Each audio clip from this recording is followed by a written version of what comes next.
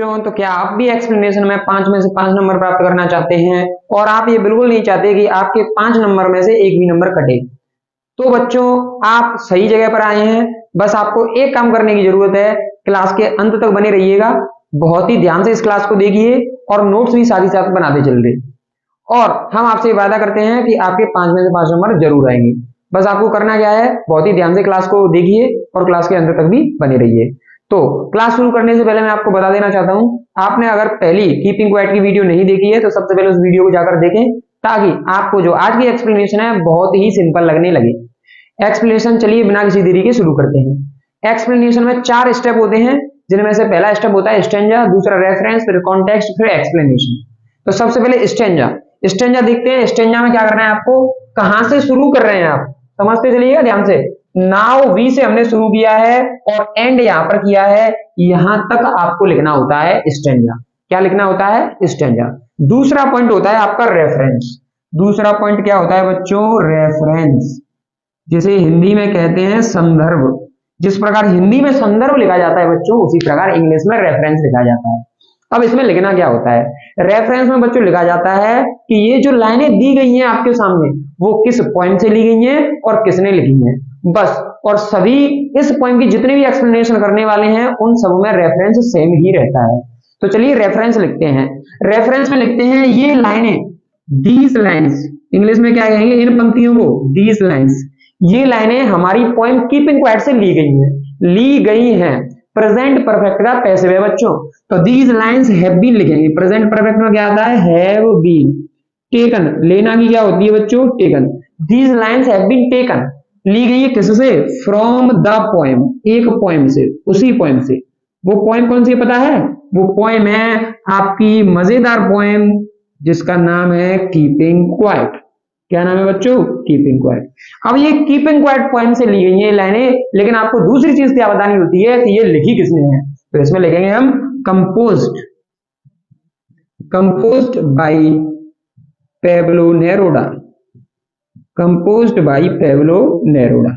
ये दोस्तों होता है इसका रेफरेंस कि ये लाइनें कहां से ली गई हैं। तो ये लाइनें ली गई हैं हमारी कीपिंग क्वाइट पोएम से, जिसे लिखा किसने है, किसने कंपोज किया है उसे, तो उसे कंपोज किया है पेब्लो नेरुदा ने।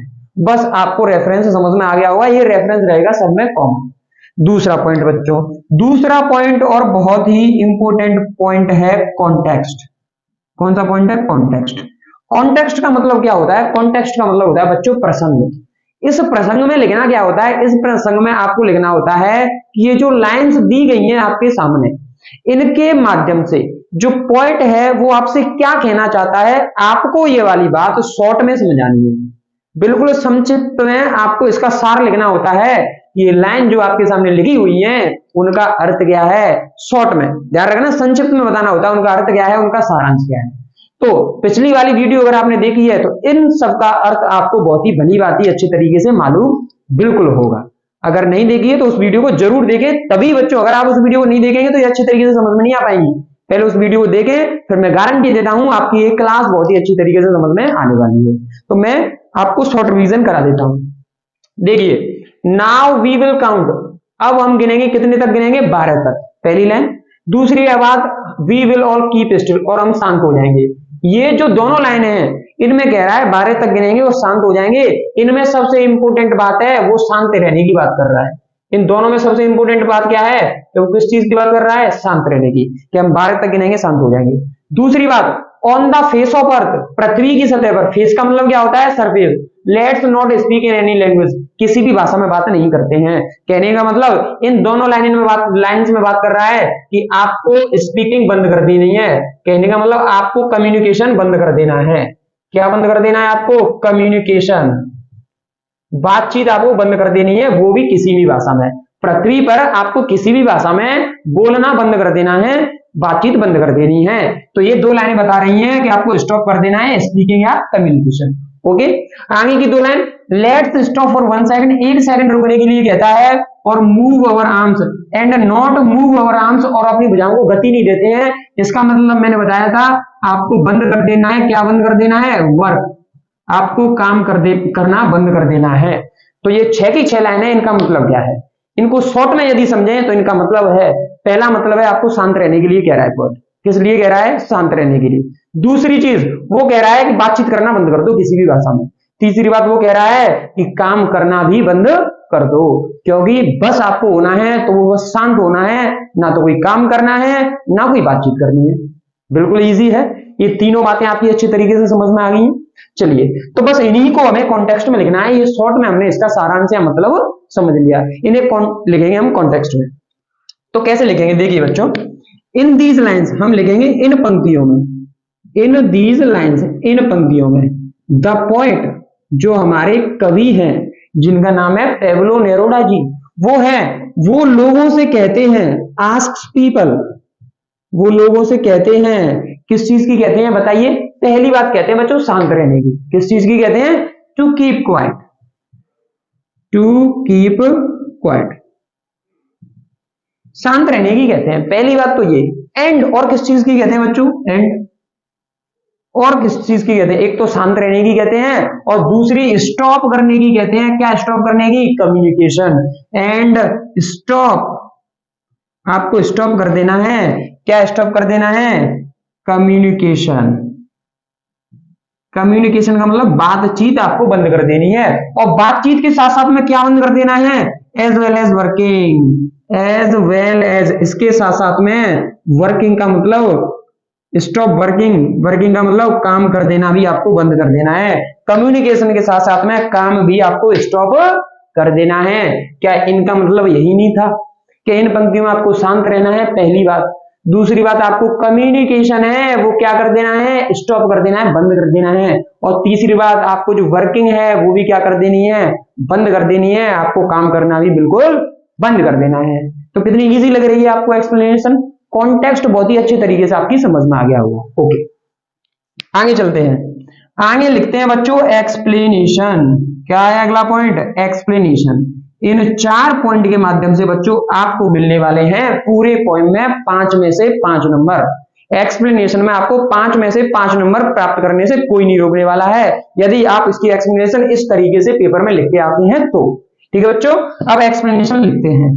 अब एक्सप्लेनेशन में आपको जो कुछ भी इस लाइन से समझ में आ रहा है, जो अगली पिछली वीडियो आपने देखी है, तो जो कुछ आपको समझ में आया उन सारी चीजों को एक ग्रामेटिकल वे में, एक सीक्वेंस से, एक अच्छे तरीके से लिख दीजिए और आपकी एक्सप्लेनेशन होने वाली है कंप्लीट। तो चलिए देखते हैं। अब सबसे पहले जो पॉइंट है, पहली लाइन का मतलब, लाइन से चलते पहली लाइन से, पहली लाइन में कह रहा है वो 12 तक गिनने की। कितने तक गिनने की कह रहा है? 12 तक गिनने की। और किससे कह रहा है? पूरी दुनिया में जितने भी लोग हैं वो सबसे कह रहा है भाई साहब 12 तक गिनो, आप शांत हो जाओ, बिल्कुल 12 तक गिनो और शांत हो जाओ।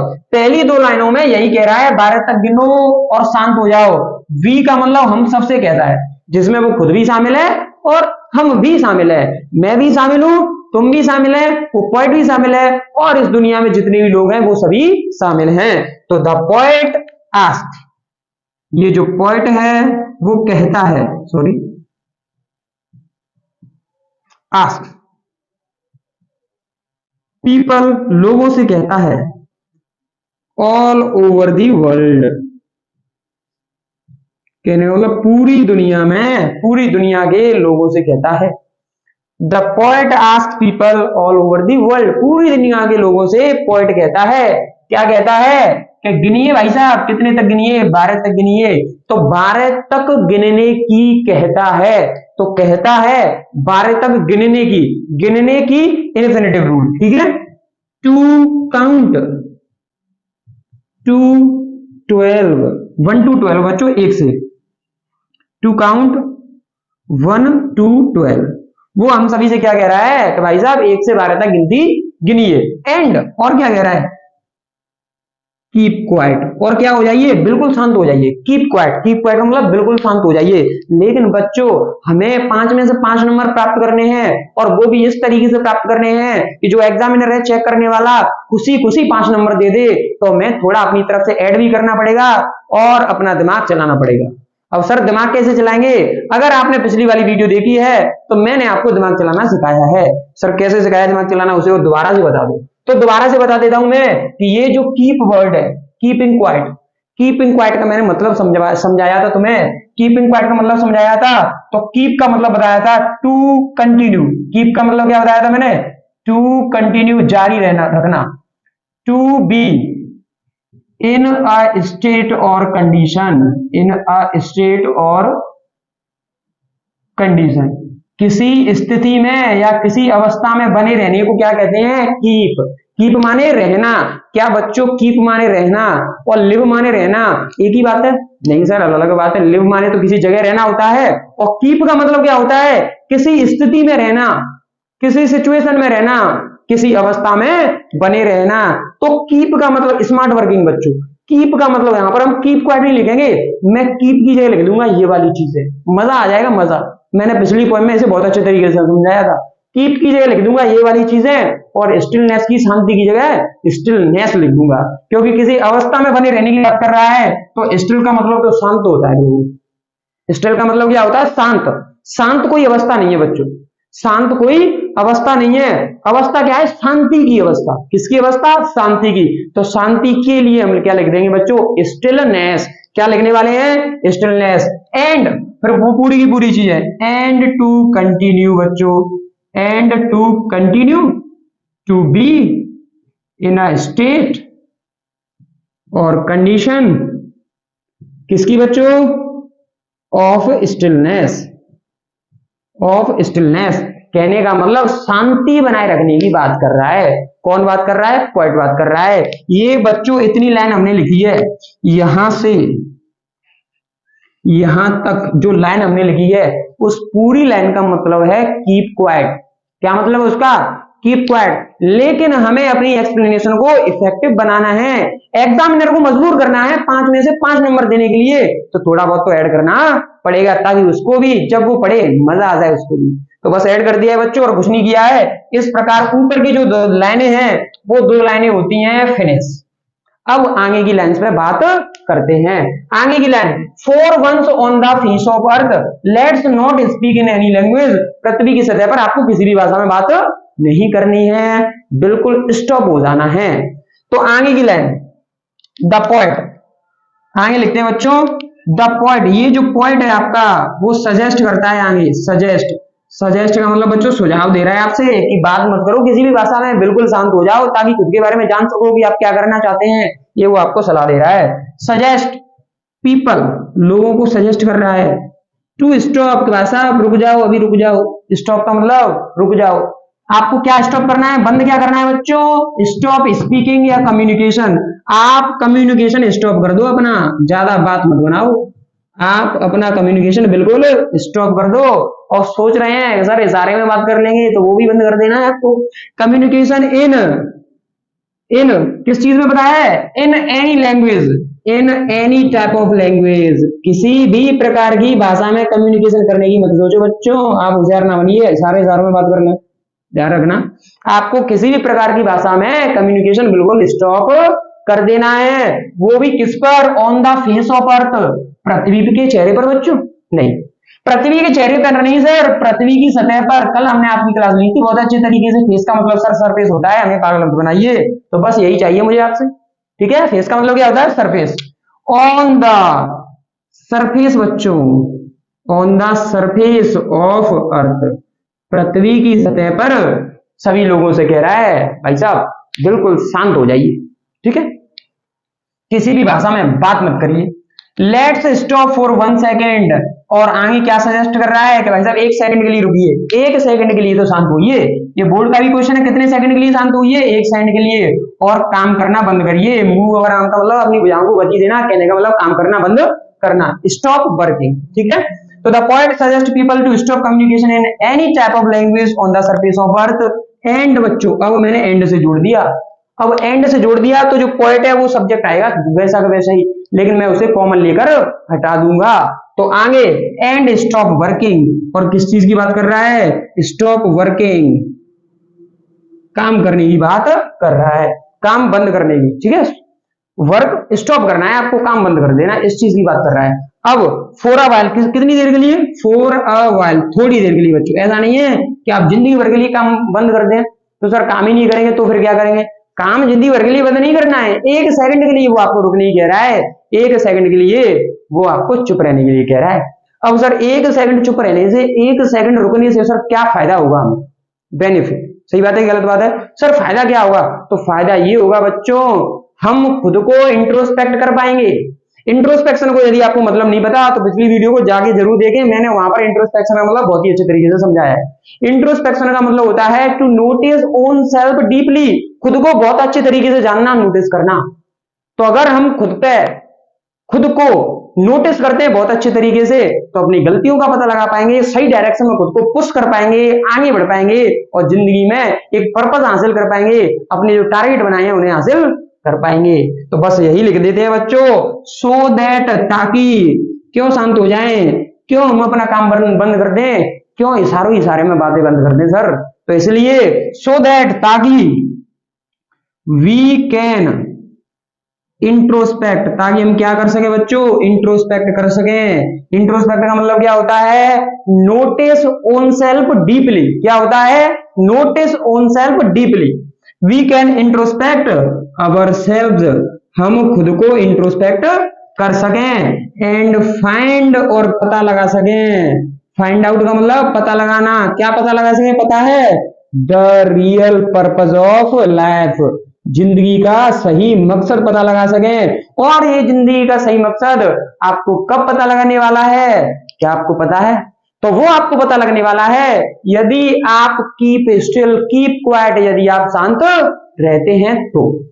इस प्रकार से ये जो पहला स्टेंजा है उसकी एक्सप्लेनेशन होती है पूरी। उम्मीद है आपको अच्छी तरीके से समझ में आ गई होगी। नहीं आई है तो बैक करके दोबारा से देखिए।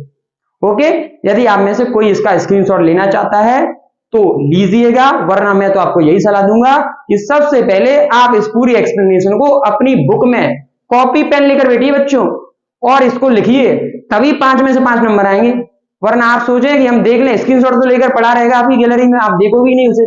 लेकिन यदि किताब में लिखोगे तो आप उसे जरूर समझोगे, समझ कर ही लिखोगे, 5 में से 5 नंबर जरूर आएंगे बच्चों। ठीक है, तो अगली स्लाइड में अगला स्टेंजा देखते हैं। तो अगला स्टेंजा देखते हैं, ये रहा आपका second stanza. It would be an exotic movement without rush, without engines, we would all be together in a sudden strangeness. तो बच्चों स्टेंजा कहां से लेकर कहां तक कर रहे हैं ये आपकी समझ में आ गया होगा। रेफरेंस बच्चों सेम का सेम रहने वाला है कि these lines have been taken from the poem keeping quiet composed by Pablo Neruda. ये आपका रेफरेंस रहने वाला है सेम, लेकिन कॉन्टेक्स्ट और रेफरेंस 2 पॉइंट बदल जाएंगे बच्चों। अब कॉन्टेक्स्ट में क्या लिखना है कि इन लाइंस के माध्यम से क्या कहना चाहता है पोएट, क्या कहना चाहता है, तो इनका मतलब समझ लीजिए। पोएम में मैंने बहुत ही डिटेल से समझाया इसको वाला में, ठीक है, थोड़ा बहुत समझ लेते हैं। It would be an exotic movement, ये जो है बहुत ही अनोखा क्षण होगा, अनोखा मूवमेंट होगा। कौन सा मूवमेंट अनोखा मूवमेंट होगा बच्चों? वो कीपिंग क्वाइट वाला मूवमेंट, जो बिल्कुल शांति वाला मूवमेंट है, वो मूवमेंट बहुत अनोखा होगा। तो सबसे पहली बात इनमें बात की गई है the movement of keeping quiet. किस चीज की बात की गई है? The movement of keeping quiet. जो कीपिंग क्वाइट का मूवमेंट क्रिएट होगा बच्चों, जो कीपिंग क्वाइट शांत रहने का जो मूवमेंट क्रिएट होगा उसकी बात की गई है। सबसे पहली बात, सबसे पहले तो मैं कॉन्टेक्स्ट में इसी बात को लिखूंगा। दूसरी बात की गई है कि जिस मूवमेंट में आप कीप क्वाइट हो जाओगे, बिल्कुल शांत हो जाओगे, उसमें कोई भी रस नहीं होगी। रस का मतलब भगादौड़ी नहीं होगी। आदमी फालतू में इधर उधर भाग रहा है, कोई काम ही नहीं है तब भी भाग रहा है, इस प्रकार से कोई भगादौड़ी नहीं होगी। विदाउट इंजन, कोई मशीन की आवाज नहीं होगी, चारों तरफ मशीन सुनने को मिलती है और हम सब एक साथ होंगे बच्चों अचानक उत्पन्न हुए अनोखेपन में। कहने का मतलब कीपिंग क्वाइट का मूवमेंट है वो बहुत ही अनोखा होगा और उस मूवमेंट में हम सभी एक साथ होंगे। तो कहने का मतलब ये सारी चीजें क्या बता रही हैं? इफेक्ट। क्या बता रही हैं? Effect of keeping quiet. क्या कीपिंग क्वाइट यदि हम शांत हो जाते हैं तो उसके इफेक्ट क्या होंगे? इफेक्ट ये होंगे ना तो कोई भगादौड़ी होगी, ना कोई मशीनों की आवाज होगी और हम सब कैसे होंगे? एक साथ होंगे। ठीक है बच्चों, तो वही कॉन्टेक्स्ट में लिख देता हूं कि इन पंक्तियों में क्या लिखेंगे? इन पंक्तियों में लिखेंगे इन दीज लाइंस, जो हमारे पॉइंट हैं, द पॉइंट टॉक्स अबाउट, वो किस चीज के बारे में बात कर रहे हैं पता है आपको? टॉक्स अबाउट किस चीज के बारे में? वो बात कर रहे हैं मूवमेंट्स के बारे में। किस चीज के बारे में? अबाउट द मूवमेंट, एक तो मूवमेंट के बारे में, एंड और इफेक्ट के बारे में, एंड इफेक्ट, मूवमेंट और इफेक्ट किस चीज के हैं बच्चों? Of keeping quiet. जो शांत रहने का जो मूवमेंट है उसके बारे में बात कर रहे हैं। कैसे बात कर रहे हैं सर? उसी मूवमेंट में, तो वही मूवमेंट तो बहुत ही एक्सोटिक होगा, यूनिक होगा। और उसके इफेक्ट के बारे में कैसे बात कर रहे हैं कि उसका इफेक्ट क्या होगा? कोई भगादौड़ी नहीं होगी, कोई आवाज नहीं होगी और हम सब एक साथ होंगे, ये उसका इफेक्ट होगा। तो इन दो चीजों के बारे में पॉइंट बात कर रहा है, तो ये लिख देंगे हम कॉन्टेक्स्ट में। लास्ट में लिखने वाले हैं हम एक्सप्लेनेशन। क्या लिखने वाले हैं? एक्सप्लेनेशन। एक्सप्लेनेशन को क्या कहते हैं हिंदी में बच्चों? व्याख्या। क्या कहते हैं? व्याख्या। अब लास्ट में लिखने वाले हैं हम एक्सप्लेनेशन। एक्सप्लेनेशन क्या लिखेंगे? सबसे पहली लाइन में it would be an exotic movement. तो पोएट किस चीज के बारे में बात कर रहा है? कीपिंग क्वाइट के मूवमेंट के बारे में बात कर रहा है। इट किसके लिए आ रही है यहाँ पर? कीपिंग क्वाइट के मूवमेंट के लिए। तो मैं लिखूंगा द पोएट टॉक्स। टॉक्स माने बात करता है, अबाउट किस चीज के बारे में पता है? The movement. इट किसके लिए आ रही है? The movement of keeping quiet. मैं लिखूंगा इस चीज के बारे में बात कर रहा है, the movement of keeping quiet. वो कीपिंग क्वाइट के मूवमेंट के बारे में बात कर रहा है। और ये जो कीपिंग क्वाइट का मूवमेंट है, वुड बी का मतलब होगा, कैसा होगा? एक्सोटिक। एक्सोटिक का मतलब मैंने बताया था, क्या होता है एक्सोटिक का मतलब? यूनिक। क्या होता है? यूनिक। इस बात को ध्यान रखना, ठीक है। एक्सोटिक का मतलब क्या होता है? यूनिक। तो ये जो मूवमेंट है, विच निर्जीव है बच्चों, तो विच वुड बी जो होगा, कैसा होगा? Very unique movement. Which would be a very unique movement. वो वाला मूवमेंट, कौन से वाला मूवमेंट बच्चों? वो शांति वाला मूवमेंट, बहुत ही अनोखा मूवमेंट होने वाला है। बिकॉज क्यों होने वाला है ये और बताइए, वो मूवमेंट बहुत ही अनोखा क्यों होगा? अरे सर इसलिए होगा क्योंकि उसमें कोई भगादौड़ी नहीं होगी। बिकॉज देयर वुड बी, ऐसा नहीं होगा, देयर वुड बी नो, उसमें क्या नहीं होगा पता है? कोई भगादौड़ी। भगादौड़ी बच्चों आदमी की फालतू की activity. There would be no useless activity. फालतू की एक्टिविटी को क्या कहते हैं? Useless activity. और बच्चों यूजलेस एक्टिविटी किसकी? अरे हम मानव की। Useless activity of human. And और बच्चों क्या नहीं होगा सर? एक तो ये वाली चीज नहीं होगी, और सर उसमें इंजन नहीं होंगे। इंजन का मतलब मशीन नहीं होगी, मशीन की आवाज नहीं होगी। एंड नो नॉइज, और सर कोई आवाज नहीं होगी। किसकी बच्चों? Of machines. किसकी आवाज नहीं होगी? मशीन्स की आवाज नहीं होगी। इस प्रकार से बच्चों हमने ये ऊपर वाली दो लाइनें हैं उसका एक्सप्लेनेशन कर लिया है।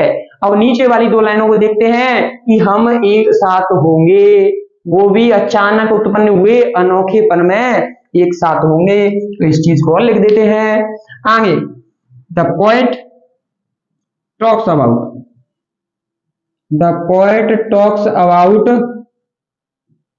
ठीक है। किसके बारे में बात कर रहा है वो? टॉक्स अबाउट किस चीज के बारे में?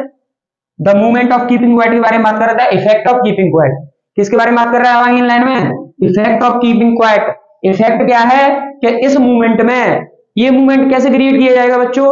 The talks about the movement, इस मूवमेंट के बारे में बात कर रहा है। द मूवमेंट का मतलब उस मूवमेंट, कौन सा मूवमेंट? वो कीपिंग क्वाइट वाला मूवमेंट बच्चों। जो बच्चों विच जो क्रिएट किया जाएगा, बिल्कुल अचानक ही क्रिएट होगा ये वाला मूवमेंट। अगर हम प्लानिंग कर लें कि कल हमें शांत होना है, एक सेकंड पे नहीं होगा, ये अचानक ही क्रिएट होगा। Which would be created, which would be created जिसे उत्पन्न किया जाएगा सडनली, अचानक किया जाएगा, जिसे अचानक क्रिएट किया जाएगा। एंड और जो हम सभी हैं वो इस मूवमेंट में कैसे होंगे? एक साथ होंगे। अरे सर एक साथ कैसे होंगे? मेरा दोस्त तो दिल्ली रहता है और मैं यहाँ पर रहता हूँ गांव में, तो हम दोनों एक साथ कैसे होंगे उस मूवमेंट में? अरे बच्चों जब आप शांत हो जाएंगे उस मूवमेंट में तो आप अपने प्यारे दोस्त के बारे में ही तो सोचेंगे। तो जब आप उसी के बारे में सोच रहे हैं तो आप मन से तो एक साथ ही हैं। सही बात है कि गलत बात है? बिल्कुल सही बात है। तो suddenly and we would be, हम होंगे बच्चों, हम होंगे कामयाब, हम होंगे एक साथ। वी वुड बी टुगेदर, कैसे होंगे? बिल्कुल एक साथ होंगे। बिल्कुल किसकी तरह पता है? Like a family. पहले इस चीज को लिख देते हैं, in a sudden strangeness, in the uniqueness. Uniqueness का मतलब उस अनोखेपन में, ठीक है। हम उस अनोखेपन में एक साथ होंगे, वो भी किसकी तरह? Like family. एक परिवार की तरह हम उस अनोखे मूवमेंट में कैसे होंगे, बिल्कुल एक साथ होंगे। और आगे ये जो सारी चीजें हैं वो कीपिंग क्वाइट वो हमसे कह रहा है, ये हमारी क्या प्राप्त करने में मदद करेगा, ये हमारी जिंदगी का पर्पस प्राप्त करने में, पर्पस फाइंड आउट करने में मदद करेगा। इन सारी चीजों को लिख देंगे। द मूवमेंट, वो जो मूवमेंट है, कौन सा मूवमेंट, कीपिंग क्वाइट वाला मूवमेंट, विल हेल्प अस, वो हमारी मदद करेगा, विल हेल्प अस, वो हमारी मदद करेगा, ठीक है। विल हेल्प अस, हमारी मदद करेगा किस चीज में, टू इंट्रोस्पेक्ट, इंट्रोस्पेक्ट करने में, and find the real purpose of life, और जिंदगी का सही मकसद पता लगाने में वही मूवमेंट हमारी मदद करने वाला है बच्चों। कौन सा मूवमेंट, कीपिंग क्वाइट वाला मूवमेंट। उम्मीद है आपको बहुत अच्छे तरीके से समझ में आ गई होगी। जल्दी जल्दी, उम्मीद ये भी है बच्चों आप साथ ही साथ लिख रहे होंगे। यदि आप इसका स्क्रीनशॉट लेना चाहते हैं तो ले लीजिए। आगे की स्लाइड में हम अगला स्टेंजा क्लियर करते हैं।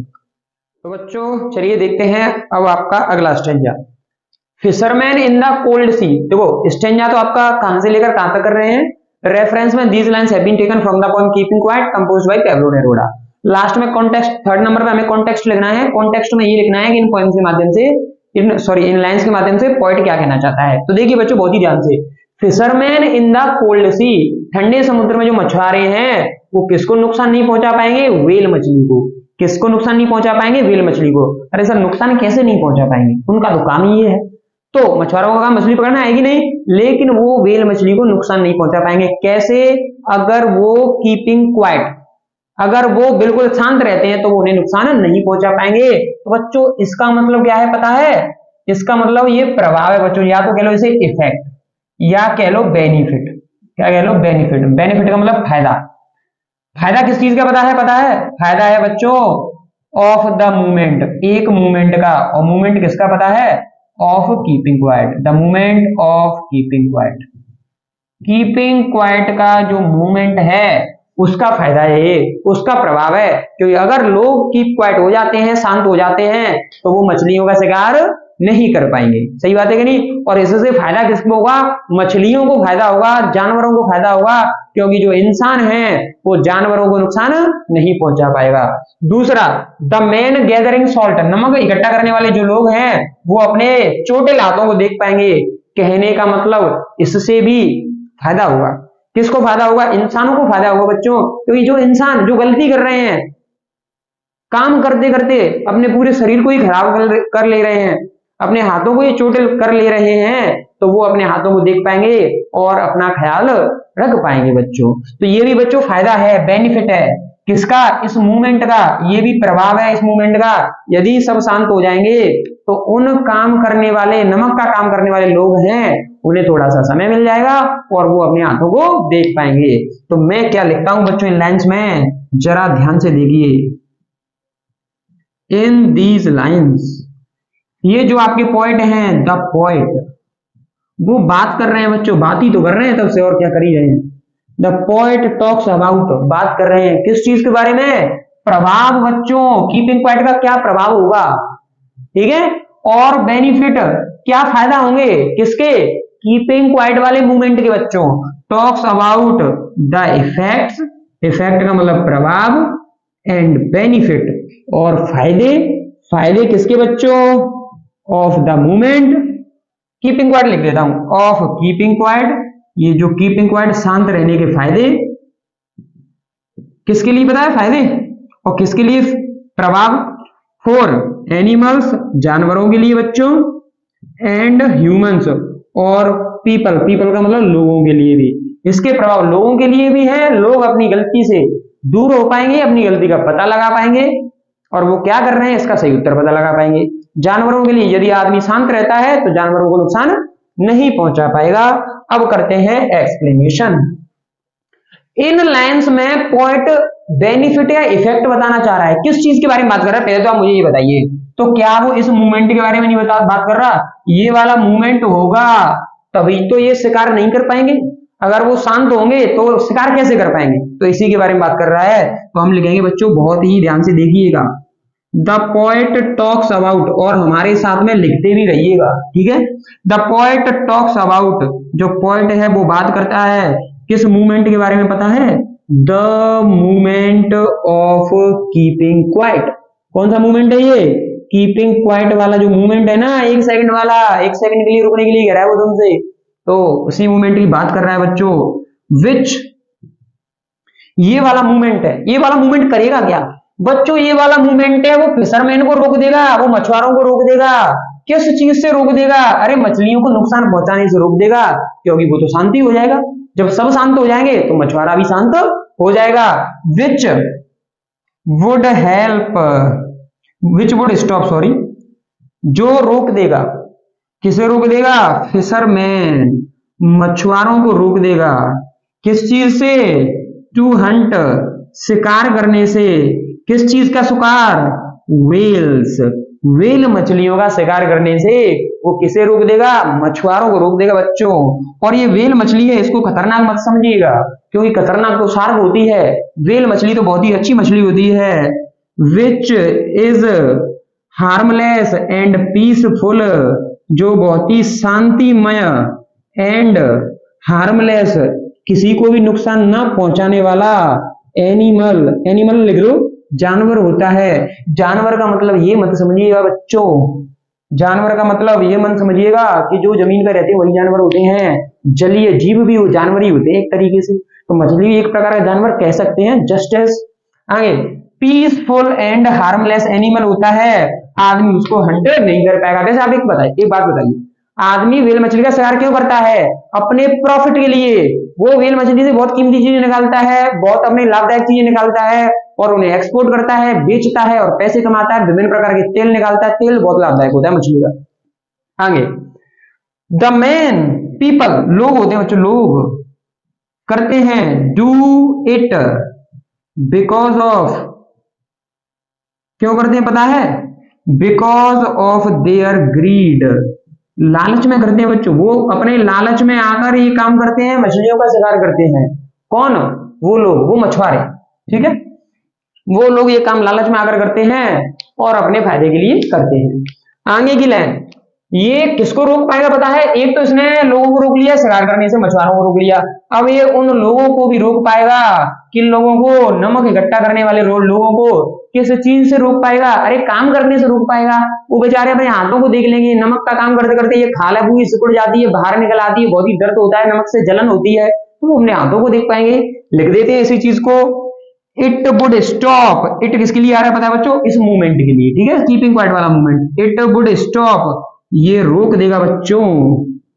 किसे रोक देगा पता है? सॉल्ट वर्कर, सॉल्ट वर्कर का मतलब काम करने वाले, नमक का काम करने वाले लोग होते हैं ना, उन्हें गैदरिंग सॉल्ट, नमक इकट्ठा करने से रोक देगा। किस चीज से रोक देगा? गैदरिंग सॉल्ट, नमक इकट्ठा करने से रोक देगा। ताकि बच्चों, क्यों रोक देगा? उसे क्या फायदा मिलेगा? सो दैट, ताकि वे अपना दर्द महसूस कर सकेंगे। दे कैन रियलाइज, रियलाइज का मतलब बच्चों महसूस करना। दे कैन रियलाइज, क्या महसूस कर सकेंगे? देयर पेन, अपना पेन महसूस कर सकेंगे। एंड लुक बच्चों, लुक, लुक देख सकेंगे, क्या देख सकेंगे? एट देयर हर्ट हैंड, अपने चोटिल हाथों को देख सकेंगे बच्चों। कौन देख सकेंगे? वो बेचारे नमक का काम करने वाले लोग, वो कारीगर, वो कर्मचारी। अब लास्ट में हमें एक कॉमन लाइन लिखनी है, वो कॉमन लाइन क्या है? ये जो मूवमेंट है कीपिंग क्वाइट वाला मूवमेंट, वो हमें एक उत्तर का पता लगाने में मदद करेगा।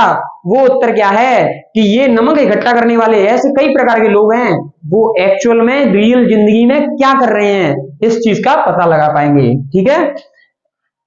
It would help us, it would help us, ये हमारी मदद करेगा। टू फाइंड द आंसर, एक उत्तर का पता लगाने में। टू फाइंड द आंसर, एक उत्तर का पता लगाने में। वो उत्तर क्या है बच्चों? वॉट वी आर डूइंग, कि हम जिंदगी में क्या कर रहे हैं। इन रियल लाइफ, हम अपनी वास्तविक जिंदगी में क्या कर रहे हैं, हम इस चीज का पता लगा पाएंगे। कहीं कोई ऐसा काम तो नहीं कर रहे, अपने पैर पर कुल्हाड़ी मारने जैसा काम तो नहीं कर रहे, कहीं ऐसा काम कर रहे हो जिससे हमें खुद को ही नुकसान हो जाए। सही बात है कि नहीं? जैसे बेचारे ये नमक इकट्ठा करने वाले आदमी हैं, चाहे इनकी मजबूरी समझो चाहे मूर्खता समझो, इनकी काम तो ऐसा ही कर रहे हैं जिससे खुद को ही नुकसान हो रहा है कि नहीं? उनके हाथ कैसे हो जाते हैं, खाल होती है, ये पूरी स्किन होती है, त्वचा होती है, वो बाहर आ जाती है बच्चों, नमक से जलन होने लगती है, बहुत ही पेन फील होता है इस प्रकार से बच्चों। तो उम्मीद है ये आपको थर्ड स्टैंजा भी बहुत अच्छे तरीके से समझ में आ गया होगा बच्चों। अगर समझ में नहीं आया है तो जो चीज समझ में नहीं आई है आपकी उस चीज को कमेंट करिएगा। अगर आपको ये वीडियो अच्छी लगी है तो अपने दोस्तों को शेयर करिएगा ताकि बेचारे उसका भी किसी का भला हो जाए। वीडियो को लाइक करिए यदि आपको वीडियो पसंद आई है। यदि आपको इस वीडियो से कुछ भी सीखने को मिलता है बच्चों तो लाइक करने में क्या जाता है, एक लाइक कर दीजिए और एक प्यारा सा कमेंट कर दीजिए इस अपने गौरव सर के लिए, ताकि वो जब कमेंट को देखें तो वो भी खुश हो जाएं। धन्यवाद बच्चों। अब आगे की क्लास में फिर से मिलेंगे और आगे के स्टैंजास को कंटिन्यू करेंगे। तब तक बने रहिएगा सन कोचिंग सेंटर के यूट्यूब चैनल के साथ। धन्यवाद।